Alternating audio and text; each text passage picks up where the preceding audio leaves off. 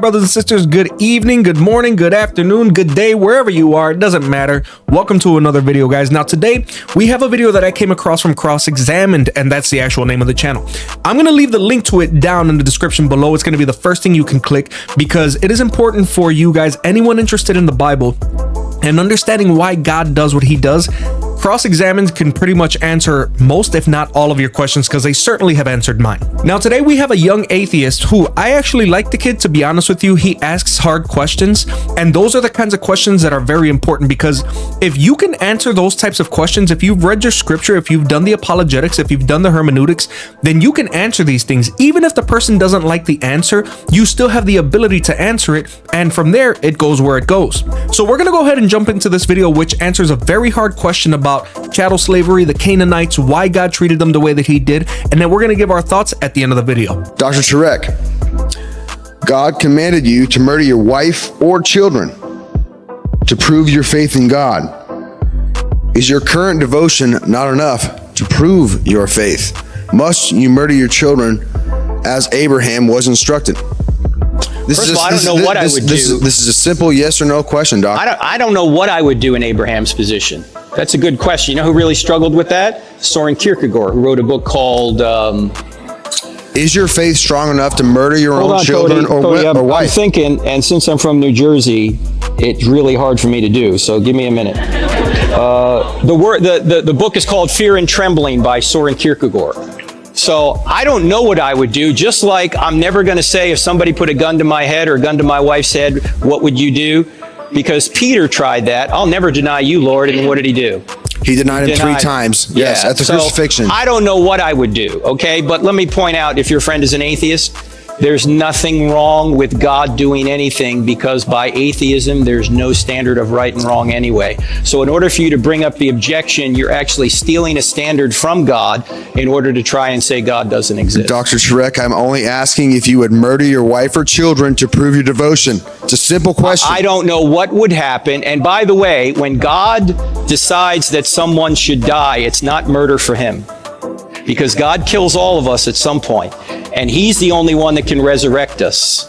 So we don't have the right to murder people, but God has the right to kill people anytime he wants. He can strike me down today, tomorrow, anytime he wants, and it's completely in his prerogative. God has the right to slaughter the Amalekites down to the last man, woman, and child.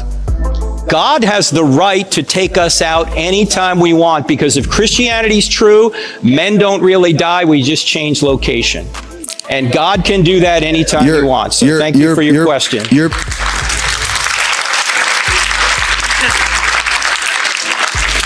It is stunning to me that massacre and genocide gets applaud in this building.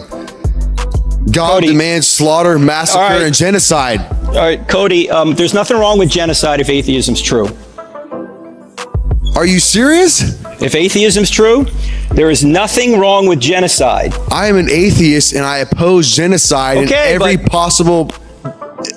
every way. But that's just your personal opinion because there's no standard beyond you which says it's wrong. The standard that says it's correct, that I will help my fellow human up to and including you, especially you, doctor, that I would never harm anyone in this room. Okay, I'm glad. Atheism. Are you suggesting that atheism allows or purports or wants genocide? I know you wouldn't say. You would never say that. Yes, atheism does allow it. You can ask Mao. You can ask Stalin. You can ask Pol Pot. Because if there is no authority beyond the government, they are God. I could not possibly agree. I could not possibly disagree that those people were atheists. But as Richard Dawkins and Christopher Hitchens would both argue, as you well know, none of those people slaughtered millions in the name of atheism. There are countless millions. All right, Cody, this isn't a debate, okay? I know. I thank you for being here. Doc. But let me deal, because Cody, I love talking about this stuff, but there's a line of people behind you, and so we can't keep going back and forth. But I do want to answer your question about the Canaanites. Is God immoral for massacre, slaughter, and racism and slavery? Cody, look, we don't have time to deal with all those. Trust me, I have slides for every one of them, okay? Let me just deal with the Canaanite one, if you'd be so gracious as to sit down. I would be so gracious. Thank you, Doctor. And I'll deal with that. Thank you so much. Thank you, Doctor. All right, thank you. So, as I just mentioned, with the Canaanite issue, if there's no God, why would any Old Testament atrocity be wrong? But Cody is correct about this. He has a fair point to ask me, despite the fact that he, being an atheist, has no objective standard by which to judge anything right or wrong. He is correct to ask me, you're saying your God is a God of love, so why does he do such things? So that's a fair question, okay? All right. Secondly, though, is God arbitrary, or does he give reasons in the Old Testament for judging people? Because that's what it is in the Old Testament. It's judging. God is not a cosmic mafia boss. He doesn't wake up one day and say, Canaanites, I want them dead. No, there's a reason that he has decided to push the Canaanites out of the land. And it's because they've had 400 years of iniquity, including murdering their children, sacrificing their children on the molten hot metal god Molech. And it wasn't just the Old Testament that talks about this. The Greek writer Plutarch says that when the Canaanites would do this, the drummers in the town would pound their drums louder so the children or the parents couldn't hear the screams of their own children being sacrificed. Also, I hear this quite a bit. Why complain that God doesn't stop evil, but then complain when he does? In other words, sometimes atheists will say, why didn't God stop such and such a tragedy? Yet here, God sees that this culture is so degraded that he finally says these people must be stopped, and he sends the Israelites in to stop them, and now atheists are complaining about it.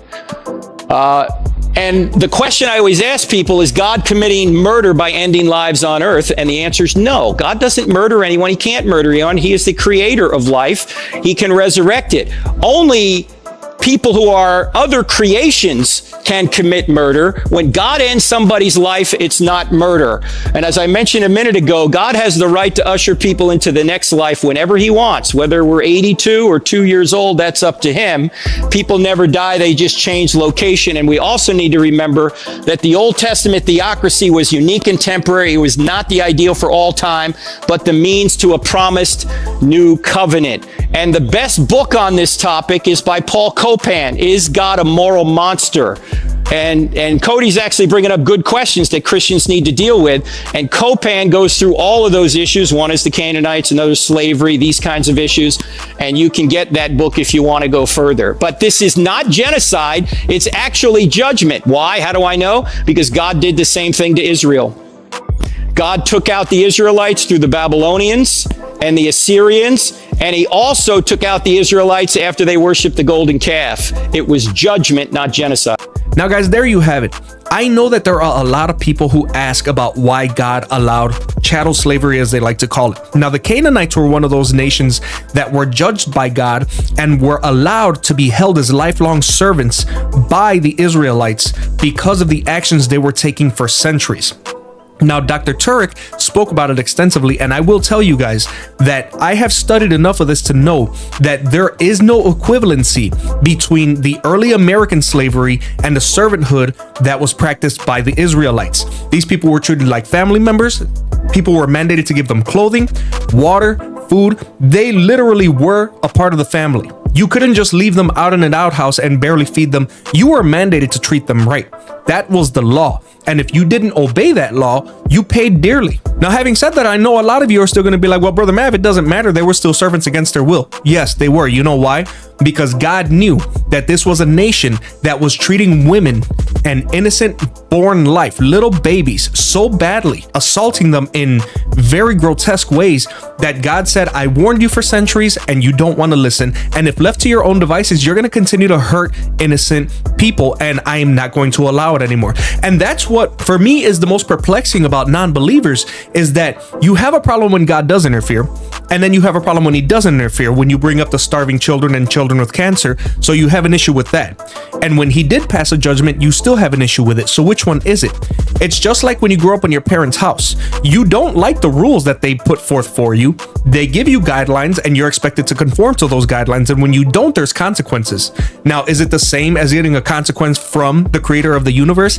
Absolutely not. But at the end of the day, guys, understand that God's judgments are way beyond our ability to understand and especially judge them the way non-believers try to. He doesn't need our permission. And as Dr. Turek said, when God ends a life, it's not murder. It's only murder if you and I do it. When God does it, it's all of what he was going to do anyway. He gets to move you from one spot to another. The same way that we move a chess piece on the board from one spot to another, that's the same thing that God does with us, and he doesn't owe us an explanation any more than your father or your mother owed you or your 15-year-old self an explanation as to why you had to be home at a certain time.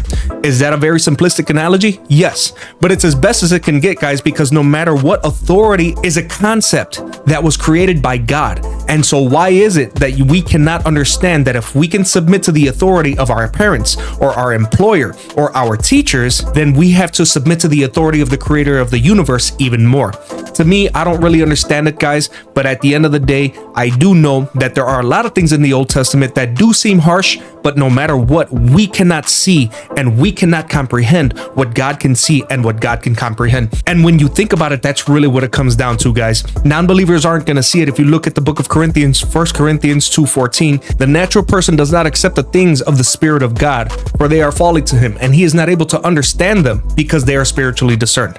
So I don't know, guys, at the end of the day, no matter what, it seems like people are going to have a problem with what God does, regardless of whether he does or doesn't interfere. But let me know what you guys think. Type amen in the comment section below if you agree with what I said. And if not, go ahead and leave your comments anyway, because everybody is welcome here. I do not believe in turning my back to anyone, because if you have the chance to hear the good news of Jesus Christ from this channel or any other, then I am more than willing to open myself up to you, regardless of how you treat me or other Christians. It doesn't matter. Jesus was treated poorly and still did what he did. And if I want to follow in his example, then I have to do the best I can to act the way that I think he would want me to.